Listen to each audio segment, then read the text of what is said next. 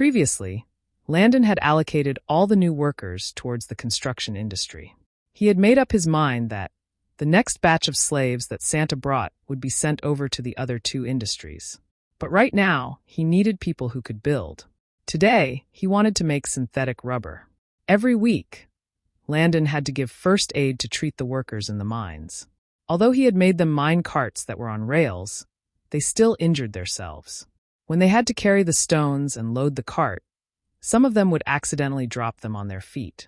This had been happening for a while now. Even the working gloves in this era was trash.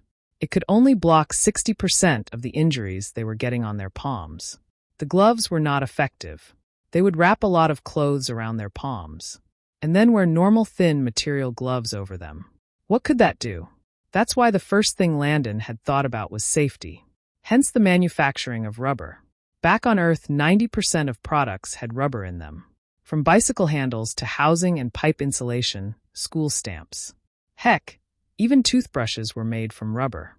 There was no way that he would allow the scientists in the lab to keep working without gloves or other protective gear. For now, they hadn't touched any corrosive substances. But what about the future? Was he going to let their skin burn? He needed to make thick rubber boots, rubber gloves, earmuffs, eye shields, and even helmets. In fact, Landon didn't believe that anyone could start building an advanced empire without any safety gear. This shit. This wasn't a wuxia novel. They were real people who could die at any time. Plus, previously, there was no doctor or nurse available. The people used to just wash the wounds with water and tie it with a piece of clothing. Landon took up the duty as an industry nurse and gave them first aid treatment whenever they were injured. Due to the system's first reward about farming and crops, Landon knew what herbs were medicinal to their injuries. Now that there were 7 doctors and 14 nurses, Landon had assigned each doctor with 2 nurses. He assigned each doctor to different stations. 3 for the 3 industries in the lower region, 1 for the military, 1 for the school, and 2 would remain at a new estate, which Landon had given as a hospital. While they were on duty, they read the chemistry and mathematics textbooks that His Highness gave them. Landon wanted them to start understanding things like matter, reactions, and so on. Chemistry and math were used in every profession. They needed to know about ions, protons, and so on. The human body has over 100 chemical reactions happening at once. They needed to know about reversible and irreversible reactions, metabolism, and so on. Even drug making and pharmaceuticals dealt with a lot of chemistry and math. He wanted to prepare them for when he would finally teach them new techniques and give them biology textbooks. That would be once he got his reward from the system. Even if he was rewarded today by the system, Landon wouldn't teach them anything unless they studied these ones first. With other departments, they could learn on the job quickly. But this one dealt with human life and health. He wasn't going to teach them how to perform surgeries if they couldn't understand the basics. The nurses also have to learn as well. They should be able to identify drugs and medicine, as well as administer the treatment with syringes and so on. They could also do surgeries as well. They assisted the doctors within the surgery room, so they too had to know what was being done. What if the doctor was a quack and was about to inject poison into someone's bloodstream? Were they just supposed to watch? Now, it was their bound duty to know whatever is done to the patient. In fact, Landon had made up his mind that, when he finally taught them everything, they would have to make an oath towards their profession and Baymard. He wasn't taking any chances. Oaths in this era were sacred and holy. It was the highest form of loyalty one could place. With the help of the doctors, Landon was able to let go of nursing duties for the lower region and around Baymard. Tim, are all the equipments and vessels built? It had been a week and 3 days since Landon had asked Tim to create these vessels. On the same day that he had asked the system to get crude oil, he had asked Tim to start construction immediately. Yes, Your Highness, it's completed. Good. Get 1,200 people from the new workers in Department 4 and let them fill the first tank with petroleum oil. No problem, Your Highness, Tim replied and made his way out. Once they had filled up the tank, Landon decided to start. Landon and the assigned workers refined a mixture of petroleum oil, coal, and the solvent hexane. They piped the ingredients through 3 columns to boil off any residual water, essentially purifying them. Then they combined and refined them with a catalyst. And after a while, synthetic rubber was produced. Tim and the workers looked at the white milky product and wondered what could be made from them. Once the first set was produced, Landon showed them how to store and handle the products. Tim, all 2,000 workers will stay here to make these products, Landon said as he handed over a ton of papers to Tim. I will show you what to do and how to use the other equipments to produce the products. Different rubber products needed different chemicals to be added to them. There were 5 major chemicals needed for all different rubber products. So Landon had the storage tank of the milky liquid rubber, connected to 5 outlet pipes as well. The outlets would lead to different stations within the rubber department. Landon decided to start with one of the most difficult products: rubber tires, preferably construction machine tires. Landon manually opened the valve for the pipeline between his station and the storage tank. Soon, the creamy liquid rubber and headed towards the tank next to him. Once he felt like he had enough, he closed the valve. Landon then added silica, bis, triethoxylipropyl, and carbon black to the creamy rubber. Landon had built a steam/water mixer tank that would constantly mix anything, provided water is used as its fuel.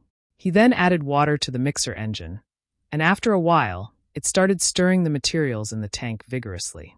The mixer head resembled egg beaters.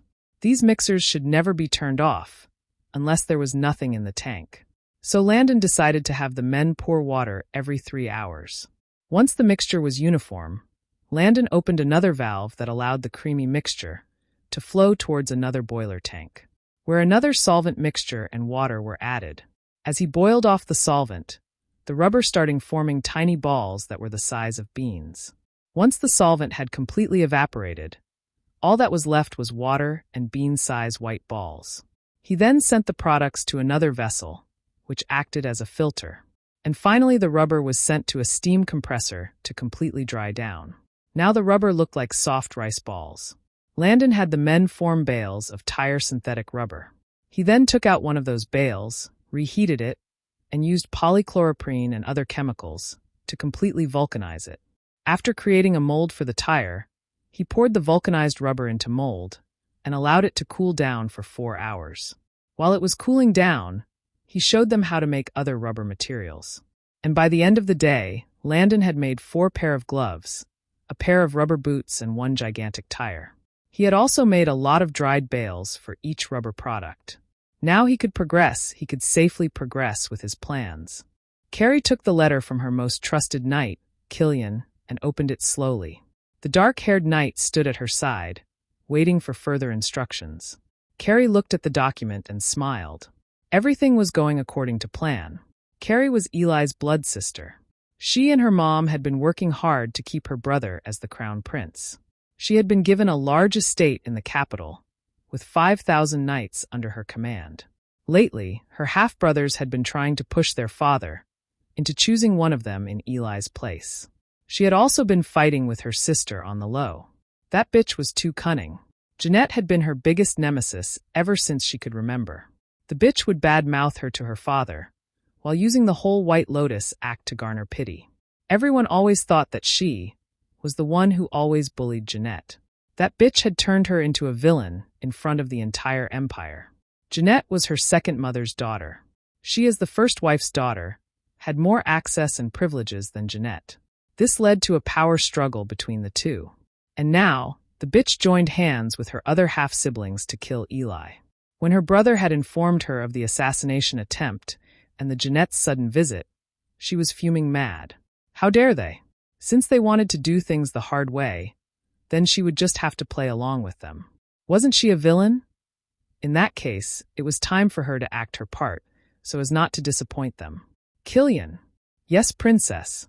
Let's go see our dear ministers, shall we?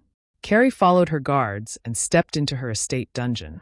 There were 2 badly bruised men, who were tied up and stretched wide with chains.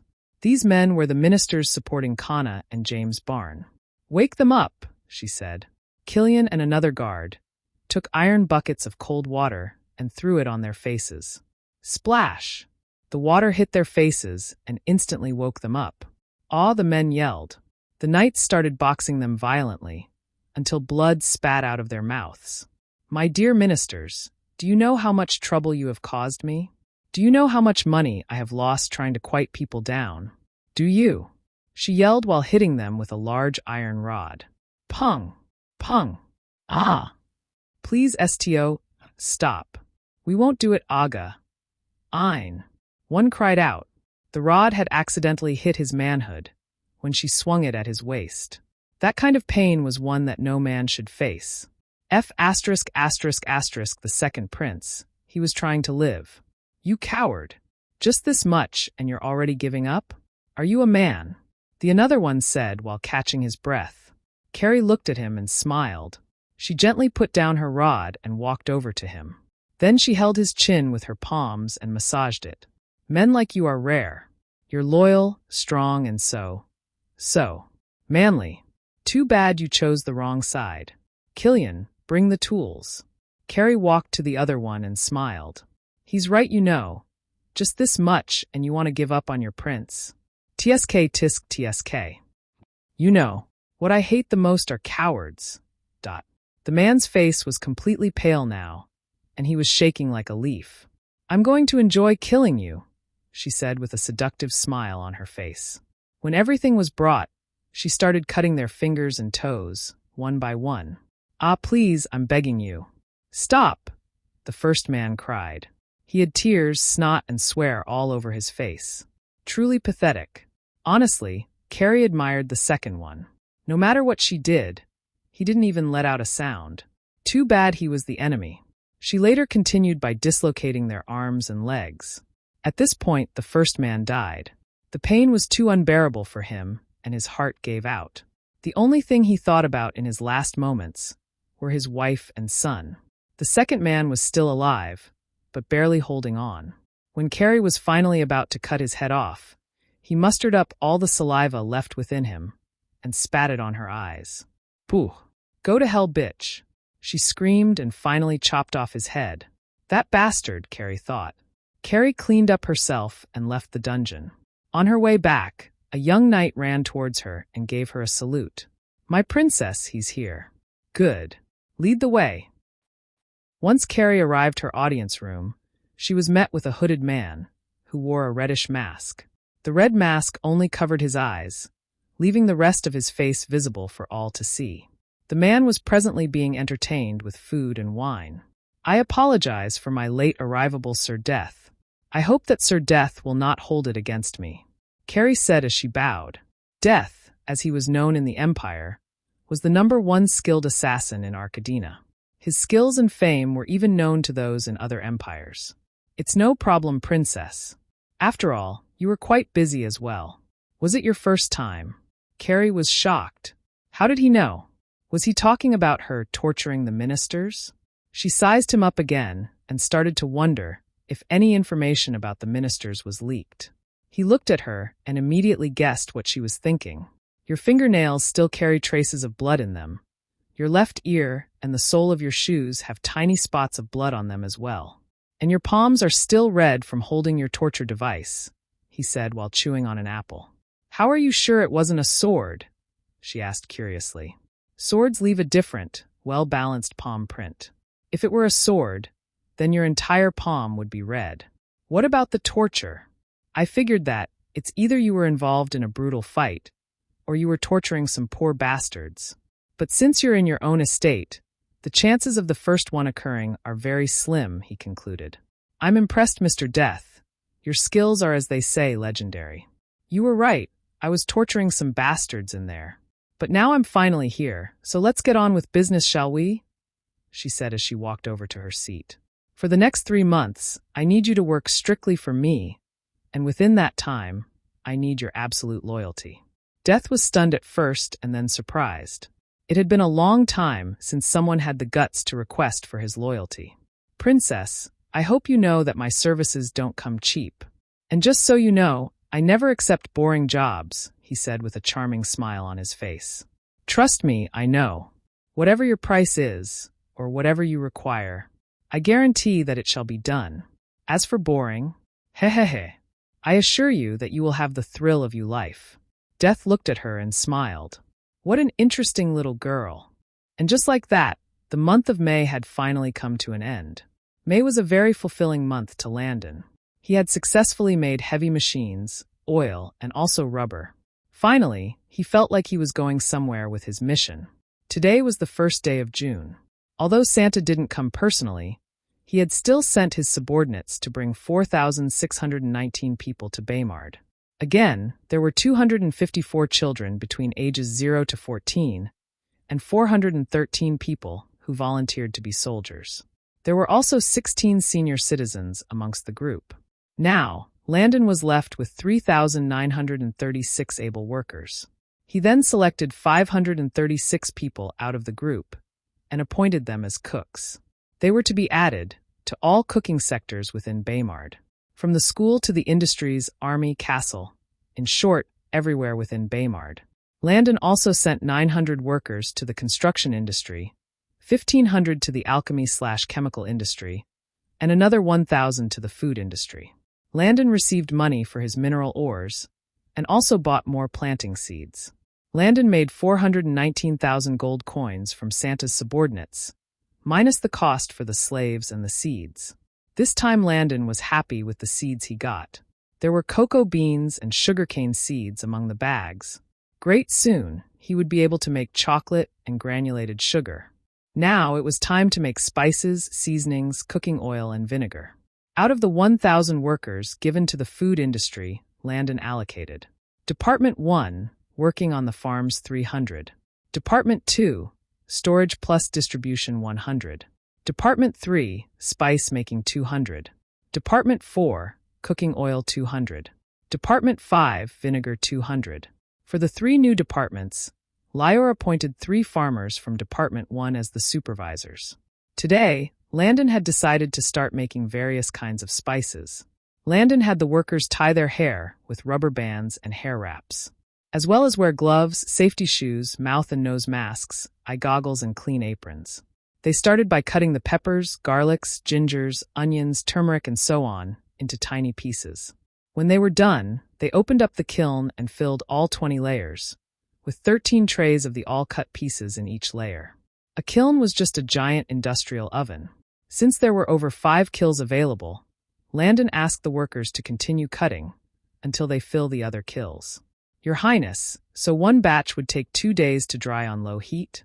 Lior asked while looking at all the papers that Landon had given him. They showed the detailed procedures for making different spices, as well as how to mix and create the seasonings, vinegar, and cooking oil. Correct. You and the workers would have to continue the process 3 days later, as well as creating different seasonings, vinegar, and cooking oil. If you come across any issues, you can always look for me. Rest assured, Our Highness, it shall be done, Lior said while nodding his head proudly. I trust your capabilities, Landon said with a smile. Lior pursed his lips and looked at Landon eagerly. Your Highness, I just have one question, Lior said. Landon was also curious as to what could have brought about the immediate change to his personality. Chief Lior, you can ask me anything, no matter what it is, Landon said with a reassuring smile. Do you know how to build a house made entirely of food? Landon was taken aback and didn't know whether to laugh or to cry. Actually, Lior was a simple man. At the age of 7, he had always been dedicated to helping his father out in the farms. He would always dream of building huts made of corn, bread, honey, and other delicacies. He even dreamt about using wine as his daily water supply. He was a farmer, and all he really thought about was how to make food grow and taste better. If he ever built a house of food, he could die happily. Landon looked at his enlivened overseer and sighed. Landon could literally see the happiness and rainbows all over him. Why were all his overseers like this? He smiled and shook his head. Better like this than greedy. He too couldn't wait to finally season his food. The food in this era was disgusting to Landon. No spices. Nothing. Except pepper, some vegetable leaves, and salt. Cooking oil was also super expensive, so people usually boiled or roasted food over large fires. It looked like a witch's concoction. It was terrible. No ketchup, no mayonnaise, no dressings, no seasonings. What kind of life was this? Plus, he really missed burgers, fries, and a well-grilled and seasoned juicy steak, as well as pizza. Just thinking about it made him salivate. What a sad life, he thought. Landon sat across Mother Kim, Lucy, Grace, and Barry's mother Winnie, and 6 other teachers. Since Mother Winnie already knew mathematics like addition and subtraction, she volunteered to teach alongside with Mother Kim. During May, she tagged along Mother Kim and learned how the students were being taught in Baymard. He had also given her a mathematics textbook and guidelines on how to test and teach the students effectively. Today, she had her first class. She and Mother Kim both taught math too in separate classes. The other 6 teachers who came with Mother Winnie in May also began teaching as well. The first 2 teachers taught Pyron 1 language class, the other 2 taught Math 1, while the rest taught Math 2. Landon wanted to know their feedback from their first day of teaching, so he held a teacher conference meeting to discuss about the possible issues they might have faced today. Your Highness, the timetable method is truly genius. On my first day, there was already a girl who could say the entire 2-timestable off by heart. One said, "I agree. This way they should learn faster." The conversations went on, and everyone raised their opinions and points. Mother Winnie and the girls also gave their take on the matter.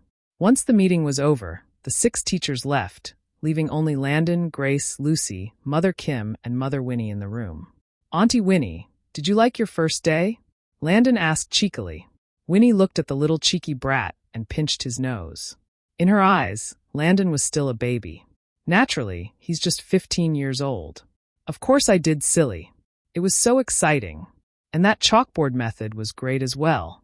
People right at the back of the class could see what I was doing. Teaching is really exhilarating. There was even this one student who came late and tried to sneak into the class. You should have seen the look on his face when I caught him." Winnie replied excitedly. "Ha ha ha," everyone laughed. "Sister, I also faced some of them as well. The students are really funny sometimes." Mother Kim, as she started recalling another funny incident in her class. "Auntie Winnie, come on. Tell us in detail what happened," Lucy said while anxiously waiting for the story. Yeah, Auntie. Tell us," Grace added. Landon smiled as he watched and listened to Winnie's hilarious narration. As he looked at all the women laughing and sharing their stories, he truly felt blessed. From an orphan to a man with a loving family. Now he understood what Drake meant. Started from the bottom, now we're here. Currently, Baymard had a lot of heavy construction machines available. With 6,000 workers making these machines on a daily basis, Baymard presently had 388 different machines ready for use. At least for now, Landon was satisfied with the number they had made. And as time went on, this number would surely increase by an even larger amount. For construction and mining, Baymard had 26 bulldozers, 14 track-type bulldozers, a 43 excavators types, including trenchers, a 40 loading trucks, dump trucks, 14 road graders, a 16 scrappers, 11 lowboys, 13 forklifts, 37 pipe-layer vehicles, drain layer, 29 road pavers, 8 slipform pavers, 8 lift cables, 2 cranes, 7 street sweepers, 3 reach stackers, 6 tunnel boring machines, 4 wood cutting, 12 feller bunchers, 7 wheel forwarders, and finally for agriculture, Baymard had 11 harvesters, 15 farm trucks, 10 balers, 16 reapers, 4 agricultural roller machines, 9 planters, 9 manure spreaders, 8 sprayers, 7 swathers, 3 grain trucks, 8 farm loaders, 4 telescopic handlers. Landon had created the farming machines because he didn't want the workers to be out on the fields by winter time. Back on Earth, farmers would use tractors and other machines to harvest and roll the soil during winter. The farmland in Baymard was too big and wide to cover up. It was bigger than most plantations back on Earth. During winter, he wanted the workers to sit in the machines and work. He couldn't afford for them to go out in that weather and start picking up food or fruits with their hands. That was just wrong. That's why he made harvesters, planters, and so. Some of those machines could work on up to 24 farm beds in one sweep. The same thought process went for the miners. Now that he had built these heavy machines, they could use the excavators and other machines to dig out the ores from the mines. He couldn't possibly allow them to continue using pickaxes during the winter. And some of these equipments could be shared with other departments, like excavators, which is used for digging. Some of these machines could also be used by both the food and construction industry. The chemistry/alchemy industry also needed trucks, loaders, and so on to move their products and chemicals from place to place. These equipments were for everyone. That's also why he decided to use this month to start driving lessons. For the entire month of June, Landon had decided to make a schedule to teach 2 times a day. Of course, they still had to attend their math and language classes daily. That's why he made 2 sessions a day. Plus, it wasn't compulsory. Expect on their days off. People could attend it once a week or twice a week if they liked. Those who have evening shifts can join any of the morning shift sessions, and vice versa for those with morning schedules. Those that have their off days could come and spend an entire day learning and driving. It was really up to them. Landon had decided to have 15 people for 1 session. So in a day, he would be teaching 30 people. He also decided that those who were proficient enough in driving could come to class and teach new people as well. This way, everyone would learn how to use the machines faster. The overseers and the supervisors would also join him in teaching the workers. Landon didn't want all the overseers and supervisors to be out at once, so he created a teaching schedule for them. Basically, 9 people, including himself, would teach the workers how to drive on a daily basis. So a day, the workers would have access to 18 driving classes. Once the first trencher was made last month, Landon had been teaching the overseers and supervisors how to use the machines designated for their departments. To make things easier, Landon decided that each of the overseers and supervisors would only teach those within their departments. He couldn't very well tell the alchemy supervisors to teach the construction workers how to use a paver, could he? As for him, he would teach all departments. On day 1, he could teach the construction industry, day 2 would be food industry, and so on. This way, he wouldn't have to move up and down the place a lot. If today was the day for teaching the food industry workers, Landon would take the machines to the farms for an entire day. He would spend time there, showing them how it's done. If he were teaching the construction workers, he would take them to a site and show them how to use the machines for digging and so on. He also decided to give the mining and would cutting departments separate days as well. The same thought process went for the alchemy industry. Today was his first driving lesson aimed at teaching the construction workers. Randy was a slave that had come from Corona a while back. Ever since he came to Baymard, he had been so shocked and impressed by how many things they had built. He now got a better understanding of what chemistry was about, and now knew how to properly measure lengths and other dimensions. Last month, their new king had assisted them in creating this gigantic carriages. No.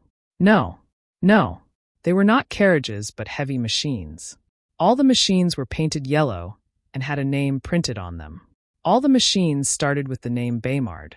Today, he was going to take driving classes for the Baymard Bulldozer A23, or Beeble A23 for short. After Landon had explained the basic safety functions involved with the machine, he showed them what each panel, wheel gears and buttons did. Now it was time to drive.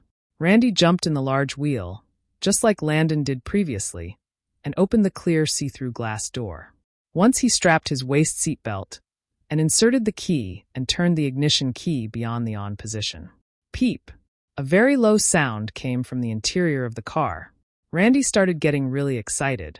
He remembered that Landon said that the engine would need time to start. 30 seconds later, he was good to go. He looked outside his window and also saw all his driving classmates in their own bulldozers. How exciting, everyone thought. He looked at his full fuel tank and nodded. His Highness said that it was important to always make sure that it never went below 30% full. There were 2 gear joysticks at each of his sides and 1 lever slightly at the back of his right gear. There were also a lot of buttons around him that had different labels on them. All the machine cars were placed at a distance between each other. Landon had given them different areas to work on. Landon had hoped that while they worked, they would get better at using the machines. Randy used his right joystick to go forward gear. VRMM. It's moving, he thought. He quickly moved around a barrel and started pushing a pile of dirt that Landon had previously placed. Randy's goal was to level the ground. Randy was pumped up and ready to learn. The lessons went on for a while, and finally, it was time for the show to end. The workers didn't eat to leave and kept sighing helplessly. Landon could understand their plight. This was their first time driving, or even using such machines to dig and whatnot. For them, this experience was the same as using sports cars or a Lamborghini. Who wouldn't want to at least go for a test drive? Randy looked at his machine and decided that he would sign up for the next available class. In his mind, he had already started calling the Beeble A23 his baby. I must register for the next class. My baby, wait for me. A handsome man of 20 sat in his private quarters as he read the letters sent by his subordinates. The man had blue eyes, black hair, and a finely chiseled jawline. This man was William Barnston, a.k.a. the Ghostly Prince. His mother, Mona Ferris, had been a caring woman who showered him with love daily. Mona was from the Nobel family of Ferris. She was actually first engaged to King Barn's younger brother at the time. She loved Odin Barn dearly. He was the second prince at the time, and the chosen crown prince by his father.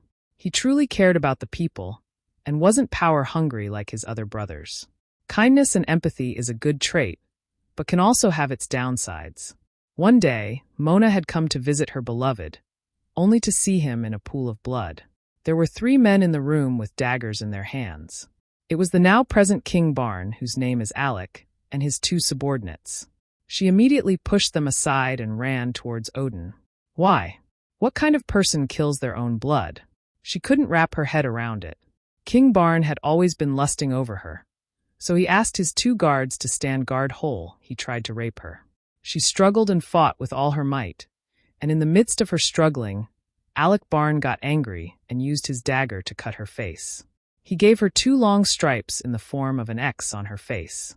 Suddenly, the door burst open, and her personal guards successfully rescued her from King Barn's grasps. They knocked Alec Barn unconscious and rushed to their lady's side. Luckily, she wasn't raped. She looked at Odin's body and realized that he was still breathing. He was alive. The guards quickly carried his body, and they all escaped. Once she got back at the Ferris estate, her parents quickly sent her, all her siblings and their families, as well as their knights, into hiding. They escaped that very night and traveled for 4.5 months to their secret base. At the same time, her parents freed all the slaves and maids and sat alone in their private quarters. She knew that this would be the last time that she saw her parents. The next day, the entire empire was in an uproar. It was said that Mona killed Odin, and Maid was with his body in the dead of night. What made people believe the rumors was the fact that Mona, her siblings and all the guards and servants, were nowhere to be found. What surprised people the more was that the current king, Augustus Barn, had also passed away mysteriously that same night. Mona's parents were tied up and burnt alive in front of the citizens. They were charged for both deaths and weren't even given a trial. 2 days later, Alec Barn took over the throne as ruled of Arcadina. And with this, the Ferris family was no more. 5 months later, Mona heard the news about her parents and her dear father-in-law King Augustus. She swore that she would get her revenge for what that beast did to her loved ones. But for the past 2 months, she had been feeling sick and been throwing up. Her brother's wives had told her that it might be due to pregnancy, but she immediately rejected the thought, since concluded it was probably due to the trauma she had faced. She and Odin had only slept with each other once. How could a baby come out just from that one time? But 7 months later, she looked at her protruding belly and felt helpless. Odin was still receiving treatment and was still very weak. She decided that she would try her best to raise her child with all the love in the world. She had to be strong for both the child and Odin. When William was born, Mona looked at him and cried. He resembled her late father, and when he smiled or laughed, he also had the splitting image of her late father-in-law Augustus. She named him William in remembrance of her loving father and Barnston, to remind him that he came from a great barn, and the stin was for cover-up, so that even if he walked about the town, no one would be curious about why his name was Barn. Little William grew up in a loving home with his many uncles, his father, his mother, and a few maids. But as he grew up, curiosity got the best of him. Who gave his mother those scars? Why did his mother often mention someone called Augustus? Why were they always in hiding? And more importantly, who was responsible for heavily injuring his father? When he turned 12, he had overheard his uncles having conversations about their past, and he was able to put 1 and 2 together. He now truly felt bad for his mother, and he swore to make that boddart Uncle Alec of his pay. He became more vigilant with his sword and more eager on learning military tactics. When he was 15, he walked up to his father, mother, and uncles, requesting for the truth. Odin and Mona had given up on revenge long ago because of William. This kind of burden was too great for him to carry alone. This was the current king they were talking about. It wasn't going to be easy to kill him. Father, mother, I will do this whether you all like it or not. I want you all and everyone to be free. I want you all to be able to walk about without disguising or hiding yourselves. I know that you all gave up on revenge because of me. But if I'm truly part of this family, then treat me like a man by allowing me to share your burdens. I will not fail. Odin, Mona, her brothers, and the knights were taken aback. Our young prince had finally grown up, they thought. Odin and Mona knew that they couldn't reject his offer. They never wanted him to go down the road of bloodshed, but they also knew that it wasn't a realistic dream at all. No one could live out their entire life in hiding. It's either you bring the battle to your enemies, or they bring the battle to you. Although they had meant to give up on revenge, a tiny part of them wasn't willing to. So they both trained in secret daily, in hopes that they would one day have the courage to kill that bastard without their son's knowledge. But their little bundle of joy had also become a man, and wanted them to rely on him more. Everyone knew that his mind was made up, and no one could change it. Everyone waited for Odin's answer anxiously, especially Mona's brothers. I will tell you everything, and I will allow you to make your own decisions on the path that you want to choose. But no matter what path it is, I hope that you will never do things recklessly or without a backup plan. If you do choose to aid us in our quest, then I too have a request for you, Odin said. What is it, father? You must always cover your face whenever you leave the base, no matter who you are with. You must always wear a mask. Secret hideout. William's door opened and his father, mother, and his uncles came in. How did it go, little Willie? Were you hurt? Are you okay? Haven't I told you never to do anything reckless? Mona said while frantically rushing over to him. Mona, William is a man now. He should have to face some challenges on his own, said Uncle Morel. But the mission this time was difficult. What if he got captured? Mona said while sitting very closely to her son. He won't. Little Willie isn't easy to hunt. With his brains and prowess, it would be extremely difficult for anyone to find him or trap him, said Uncle Powen. Honey, the boy has grown. There is no one who could defeat our son, Odin said while rubbing William's hair. William looked at his overly protective mother and smiled. Mom, I'm fine. Have you forgotten who I am? It would take a miracle for them to find me. That's right, little sister. Since the boy has been trained by us, there's no way that anyone would be able to find him right now, Uncle Morel added. Mona looked at her husband, her elder brothers, and her son, who were anxiously trying to lighten her worries. She knew that what they said was true, but she still wasn't comfortable letting her son go for such difficult missions. Mona decided to calm down and focus on the situation at hand. Over the past 1 month, Slytherin Cord had been targeting and trying to find out all her son's moves. A while ago, he had attempted to find William, but for some reason, he decided to stop his search. Now, he resurfaced again with the same goal. With her spies all over the Empire, Mona was finally able to get facts about who he was and who he was actually working with. Mona knew that William wanted to sit on the throne, so she and the family could finally be able to live freely. She knew that it would likely be her son that took King Barn's head. But the information she got about King Barn's children were all shocking. All of them wanted their father dead. Ha ha ha. Karma was a B*********. That's what he deserves for all the wrongs that he had done. The only person who didn't seem to care about the Empire was his last son, Landon. At first, Mona thought that maybe Landon hid pretty well. But after reading Landon's information properly, she could clearly understand the thought process of both Landon, the old Landon, and Mother Kim. She had discovered that both individuals seemed to want a quiet and peaceful life far away from the capital. They had been longing for a life filled with easiness and happiness. Although they were treated poorly, they never truly had deep hate for the royal family. So they were likely not interested in taking up kingship. Mona couldn't see Landon as a ruler at all. Throughout the years they were in the capital, Mona had been sending her spies to integrate with those in the palace.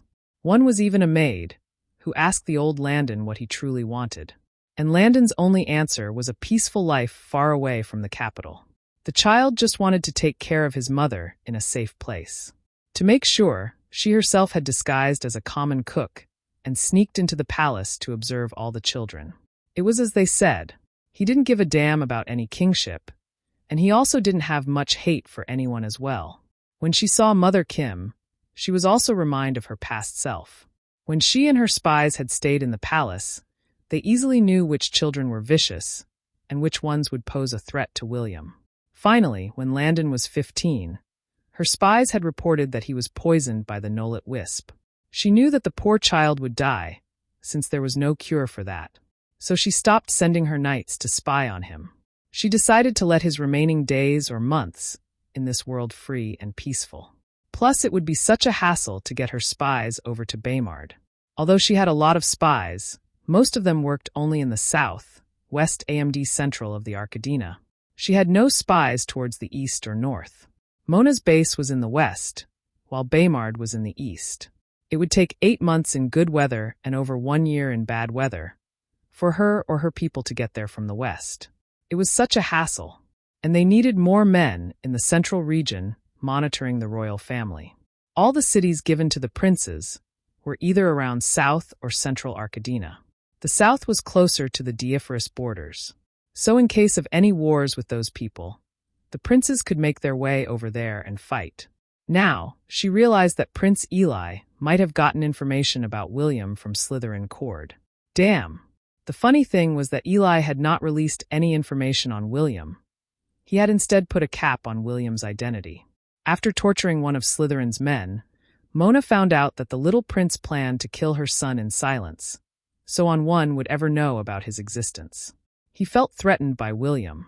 Since he wanted to kill her son, there was no way that she would let him live.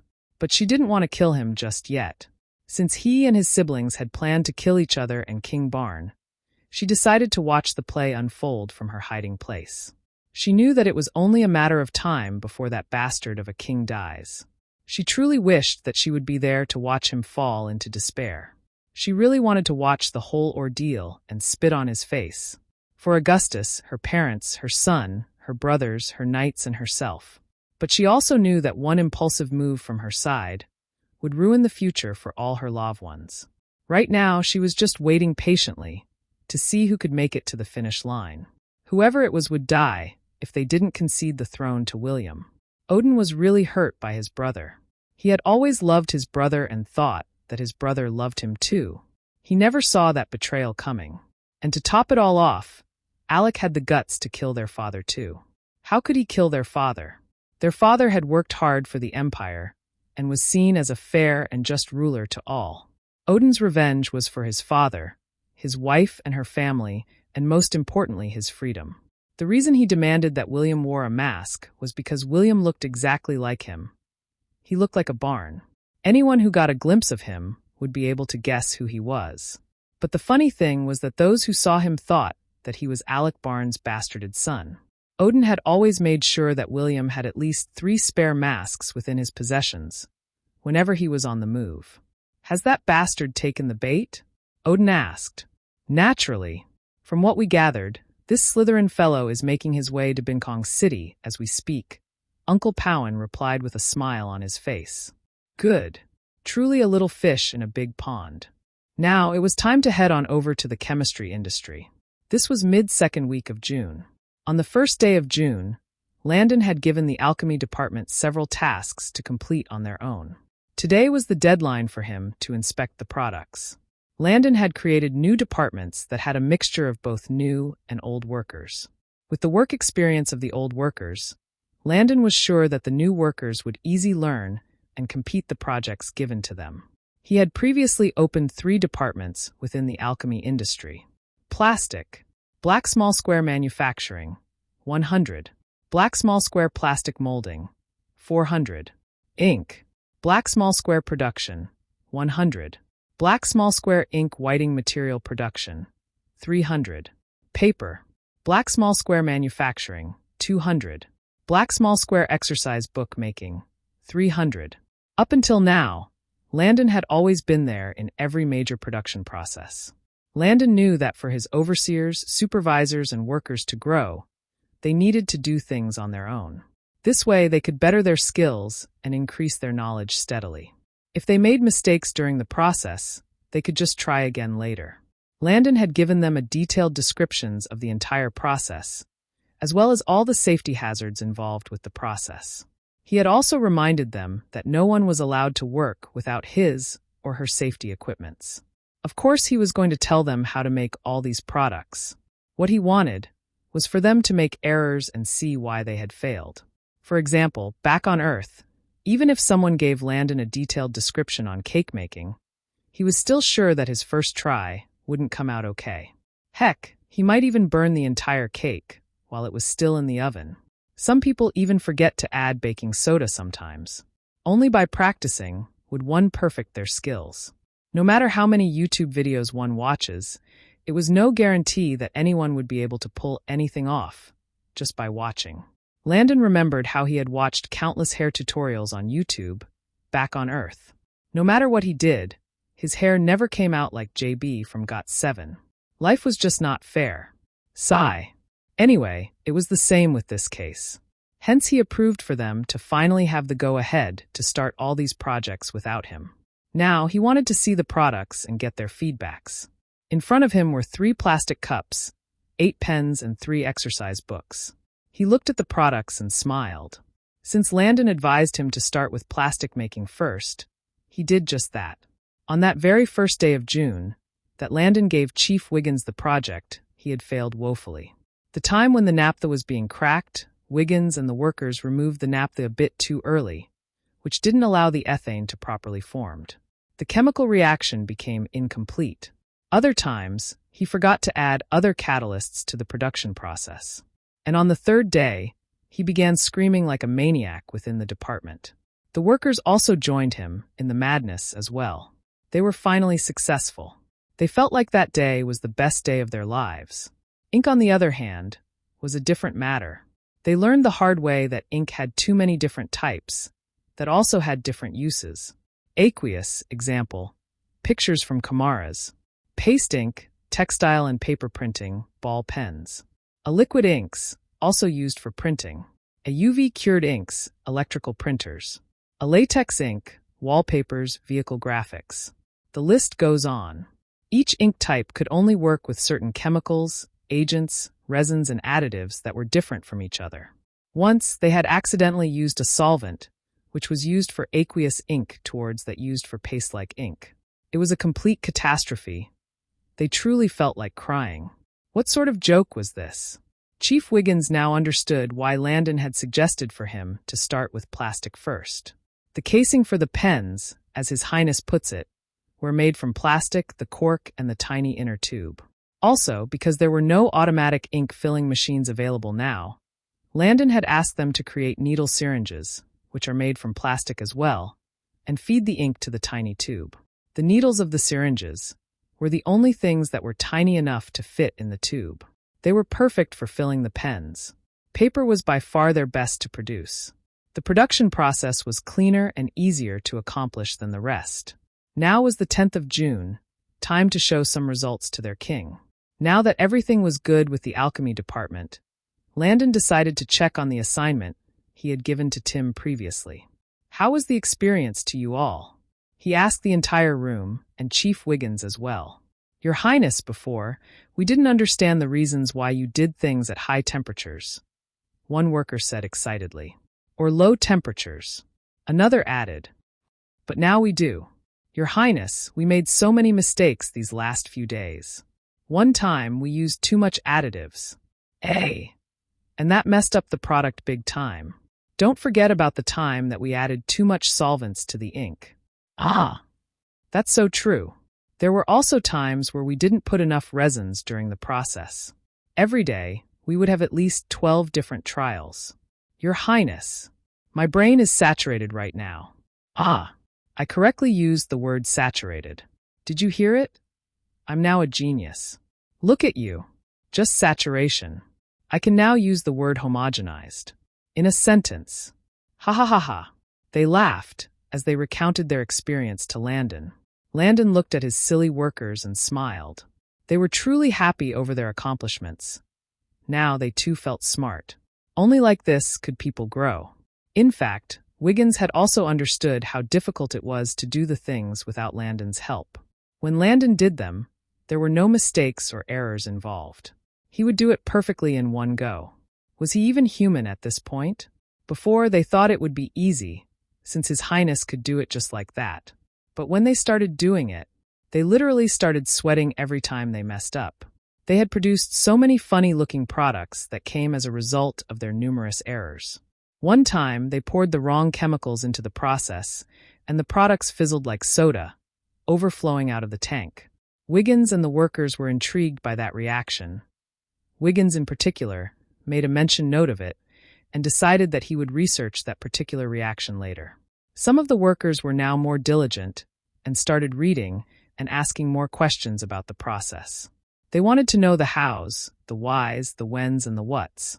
They were now cautious about how much they should put in as raw materials. This was the effect that Landon was going for. He wanted them to think on their own. Riverdale City. What do we do now?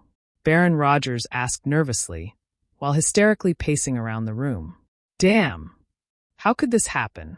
Are there any strong forces around him? City Lord Shannon asked. Impossible! Baron Rogers yelled. City Lord Shannon nodded his head in agreement. You're right. I'm guessing that Commander Lucius killed Dumbo.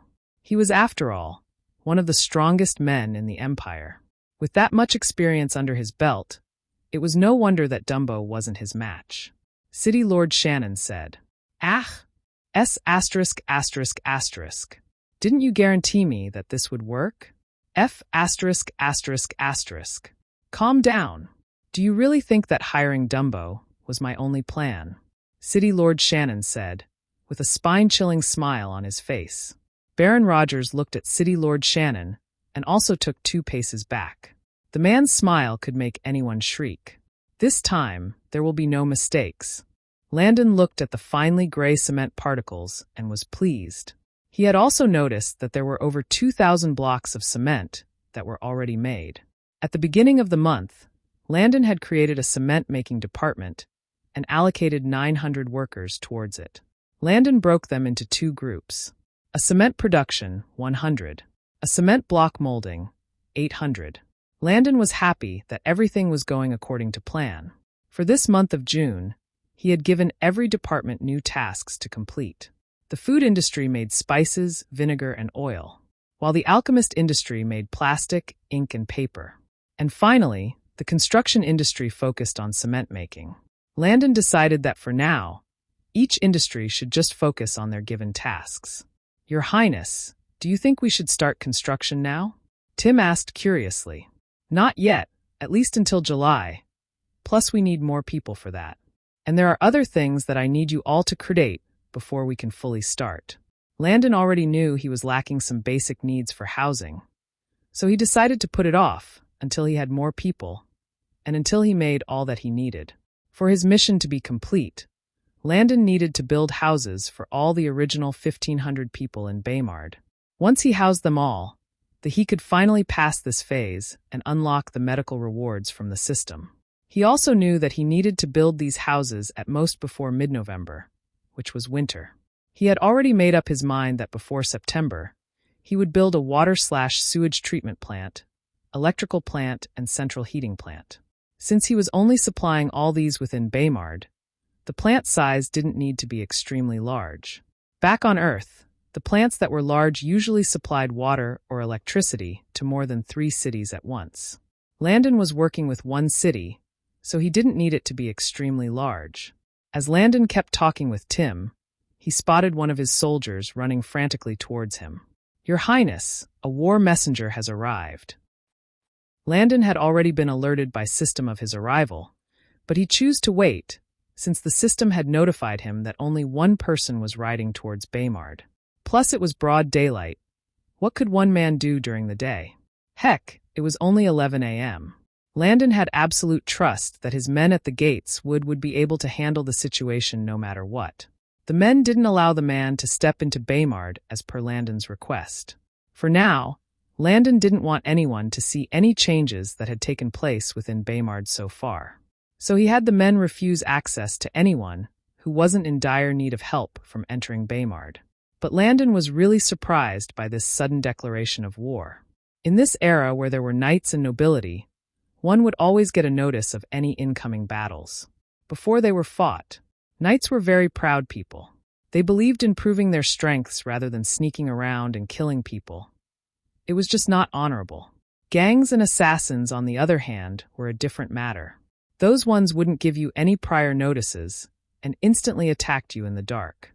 Knights didn't believe in killing the women and children when fighting over territory.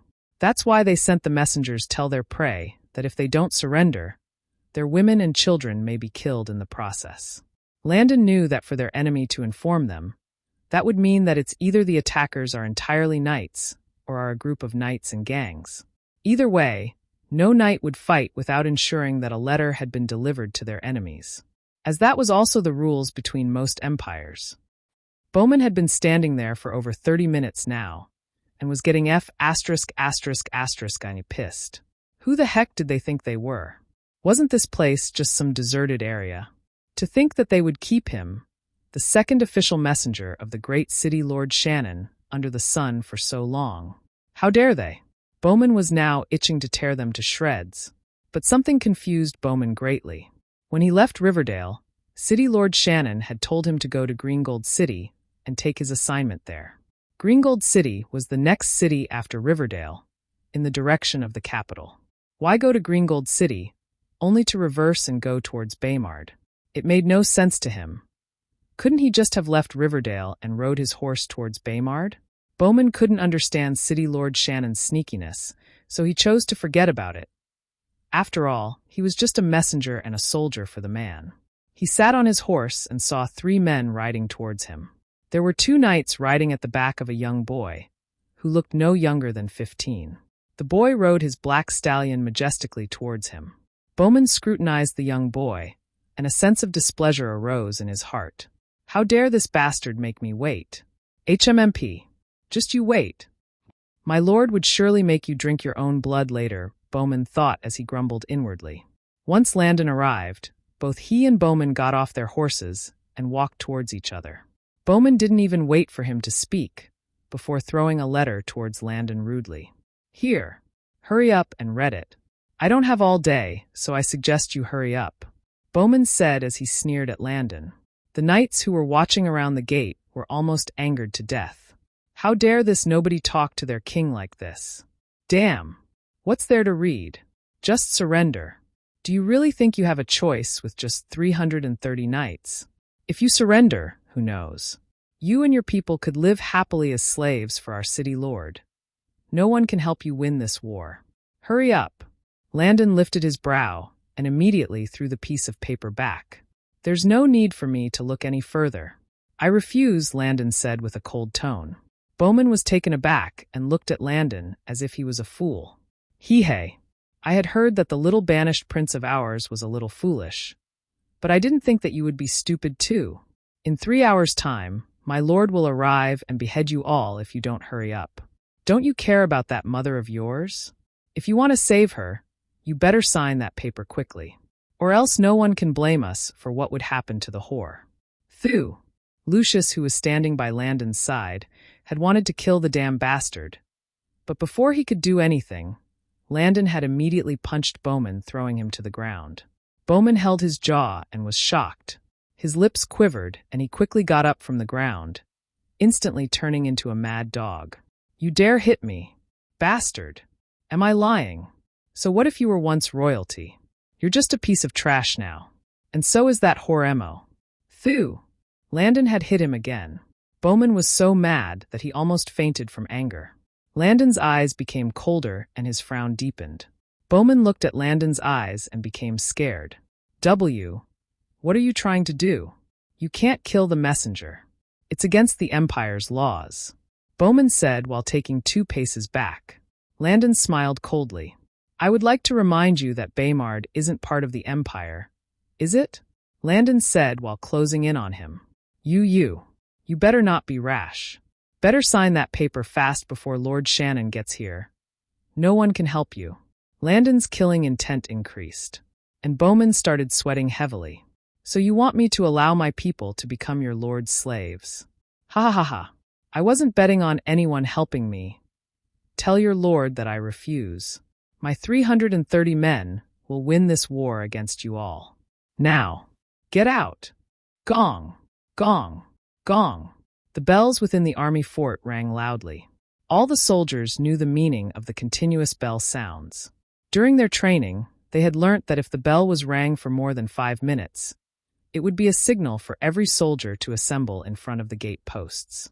Those who were training instantly dropped their iron weights and ran towards the central region. Those that were sleeping immediately opened their eyes and jumped out of their beds. Those that were reading closed their books and hurriedly put them in their locker space. The giant iron bell rang very loudly, and everyone could hear it. Everyone ran quickly towards the city gates. It was time for war. Everybody gathered around the gate post, waiting for the urgent news. Landon looked at his men and was impressed. They had all assembled quietly, in lines of 30. If a pin dropped at this moment, Landon was sure that everyone would hear it. Today, an enemy is trying to attack Baymard. I don't know if I should call them brave, or just plain stupid. You all have been training both night and day to become exemplary soldiers. You're all stronger than many soldiers in this world, and I'm confident in your skills so far. No matter how many knights the enemy has under its regime, they would still lose today's battle. I will show you all the true difference between knights and soldiers. I will show you why you can be confident and why you are better than knights. Today, I will show you the might of Baymard's army. Now, it's time to win our first battle. For Baymard. For Baymard, the soldiers yelled back. Landon had planned that for this war, he would only use his original 330 soldiers to win. He would assign them to all the cannons on the walls and have them deal with the enemies. Some of the men were excited, while others were curious about how they were going to win the war. The rest of the men decoded to watch the battle unfold from the city walls. Last time that Landon did a cannon test, 90% of the new recruits weren't present. Also, they had seen some of the warrant soldiers practice. They still weren't sure if a cannon could actually cause heavy damage to their enemies. Landon wanted to use this opportunity to prove the strength and damage cannons could cause. While they were waiting, Landon had the men bring out sacks of gunpowder and place by the sides of every cannon. Landon also explained the battle formation and tactics they were going to use for the war. He showed them where each cannon should be pointed to and where their focus should be on. He didn't want the men to just fire aimlessly at their enemies. That's why cannon battle formations were very important. City Lord Shannon had gathered 11,500 knights from his territory as his plan B. With 11,500 knights, there was no way that they would lose to a mere 330 knights. No matter whether Commander Lucius intervened or not, everyone knew how many knights Landon had under his command. To Shannon, this war was nothing more than a one-sided slaughter. Even if Landon surrendered peacefully, he would still kill him. He had also planned on killing all the people within the town. He was sure that if Tim Mayer knew about the mines, then the workers would definitely know as well. It was better to deal with problems from the roots. Kill them all. Dead men could never tell any tales. As the city lord, he was only entitled to 6,000 knights. But over the past few years, he had been poaching knights from the barons in his territory. And now, he secretly had 12,000 knights under his command. He had kept 500 men back at Riverdale City and informed the rest that they were heading out towards the capital. The 500 men, the barons and everyone else, didn't know where the 11,500 were going to. Most people thought that maybe the city lord had received an urgent message from the capital. A month ago, he had gotten a letter from King Barn about an upcoming war with the Empire of Deiferys. He was tasked with bringing his troops towards the capital for the assignment briefing. He decided that he would use this opportunity to strike Landon so that no one would be suspicious of him. It was the perfect plan. How could anyone suspect him for Landon's demise if he was already on his way to the capital? It was now or never.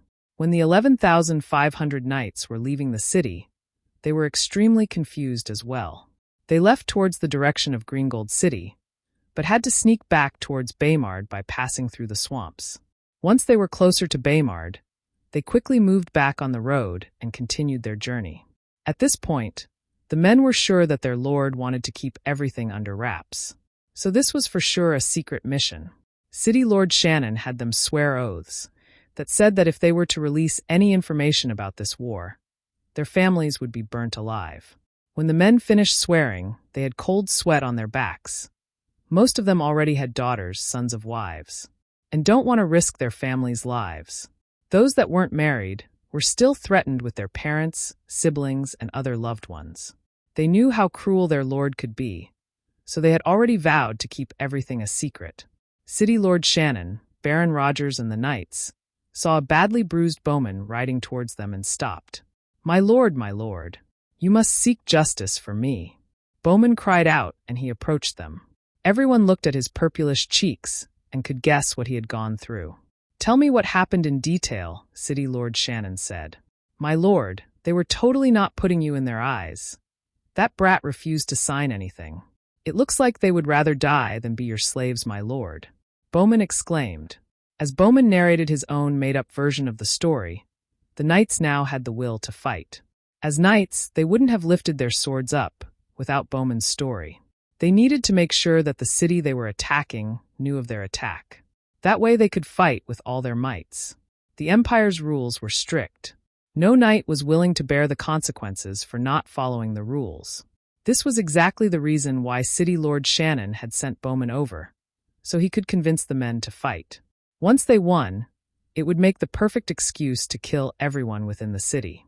After all, he had given Landon a choice of saving both the women and children. But Landon refused. This was perfect for City Lord Shannon. He's a fool. Since he wants to do things the hard way, we will play along with him. As City Lord Shannon looked at his knights, a murderous smile formed on his face. Just with one glance, anyone could tell that these knights had years of experience and training under their belts. Their muscles were massive, and their appearance seemed like they had just crawled out of the pits of hell. They were prepared for battle. City Lord Shannon had fought several battles with his men. They had expanded the city of Riverdale, and had also fought several border battles throughout the years. His knights were strong, proud, very sturdy, and most of all, extremely loyal and fearful towards him. They knew what their lord could do, and never ever thought of crossing their lord for 1 second.